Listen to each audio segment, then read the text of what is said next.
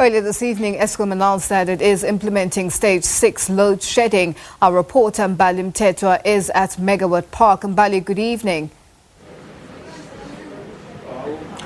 Good evening. Yes, indeed, I am at Megawatt Park, where the Minister of Public Enterprises, as well as Eskom Chairman, as well as the COO, have had an emergency meeting about the latest developments with regards to load shedding. We understand that earlier there was an announcement that Eskom was going to start rolling out stage 6 load shedding. But here to explain to us what exactly stage 6 means, I am joined by Eskom Chairman Jabu Mabuza. Thank you so much for speaking to us.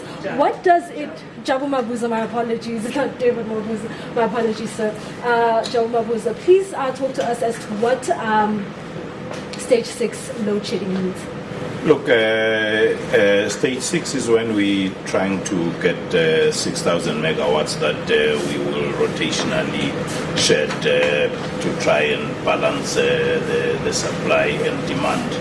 To try and protect the grid. We have been implementing stage 4. It is the first. We have never had to do this. So it's also not a decision that has been taken lightly, but it is also a decision that was taken in the interest of protecting the grid. So we have started it between 5 and 11. We do hope that by the time we give another update, we would have gone back to stage 4. And Jan has been doing the whole day. We have not only come in now, we've been here the whole day trying to deal with the challenges that have been occasioned by the plant and some of the rain and flooding problems that have exacerbated our situation. Okay. And are we likely to see a repeat of stage 6? We understand that this is the first time Eskom has ever had to roll out stage 6. Is this something that's going to be happening quite often? And what is Eskom trying to do in order to remedy the situation? We hope not. That's why we've been working and will continue to work throughout the night to ensure that we do recover some of the partial load losses that we've had, but also we also hope we will be in a position to get better weather conditions, that this amount of rain is not something we could have prepared for. The rainfall in the areas where our power stations have been has been such that in one day we've had more rain in those areas than they have in their rain season. The effect is it flooded all our open cast mines. It has flooded some of our mines. We had to shut down Camden, which the whole power station was flooded, and the impact of rain manifests on the coal side and also on the ash dam side. So these rainfalls have been unprecedented. So we are working hard to ensure that we don't find ourselves in this situation again. We understand that the last time we saw stage 4 load shedding, which was earlier on in the year in March, we saw the economy contracting quite significantly. We understand the impact that load shedding has on economic activity around the country. Please talk to us about that. Undoubtedly, it does affect all of our lives. It affects business. It does affect sentiment. And whilst at it, we are very grateful that part of the things we're doing is addressing some of the partials, but also on the demand side, we've been very grateful that some of our major industrial customers have come to the party. So I'm never unaware of the impact to the economy. That is why we're doing all we can to minimize this. Thank you so much for speaking to us. And then I'm going to move over here to Eskom COO Jan Oberholzer, who's going to talk to us about the grid, which is this image right behind us. We understand that this is going to give us a better picture of load shedding, who is affected, and which power stations have been affected by the rains. Talk to us about that, please. Thanks. I believe what is important is to start to say coal-fired plants, on average, is about 37 years old.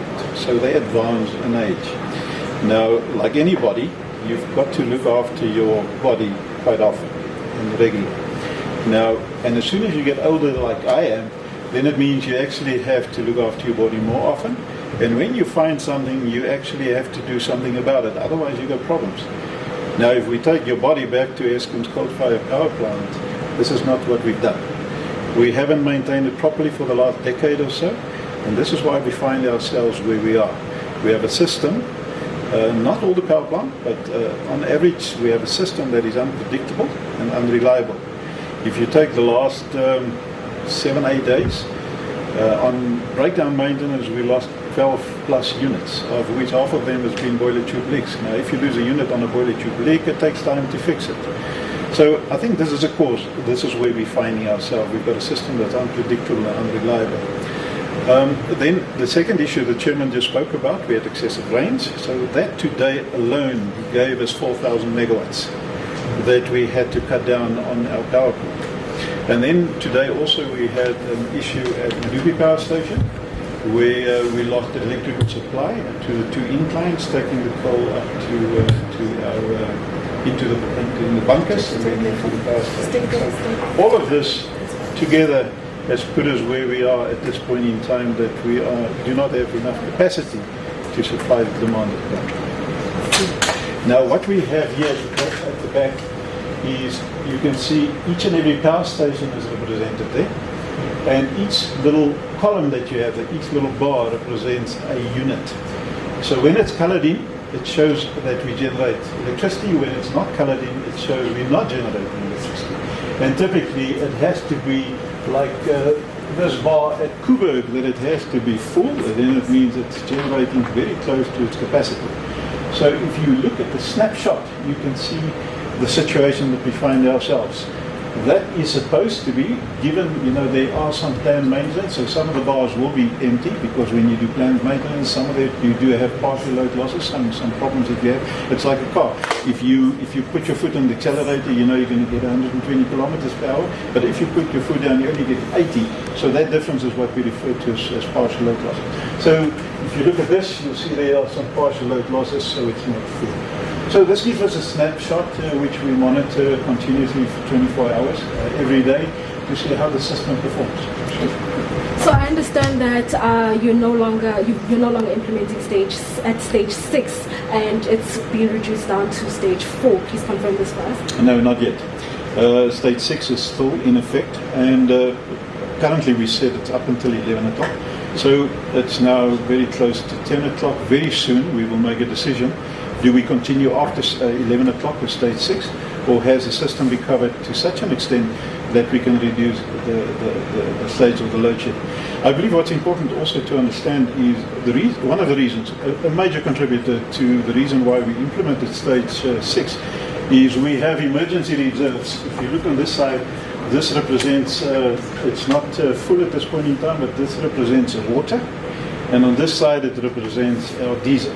So because of the situation we found ourselves this morning with the floods and the system that is constrained, we had to run a lot of diesel and a lot of water. And it's always important to have a certain level of your emergencies, because if you deplete it too far, you can have serious problems. So to preserve our emergencies, it contributed to the fact that we had to implement stage 6.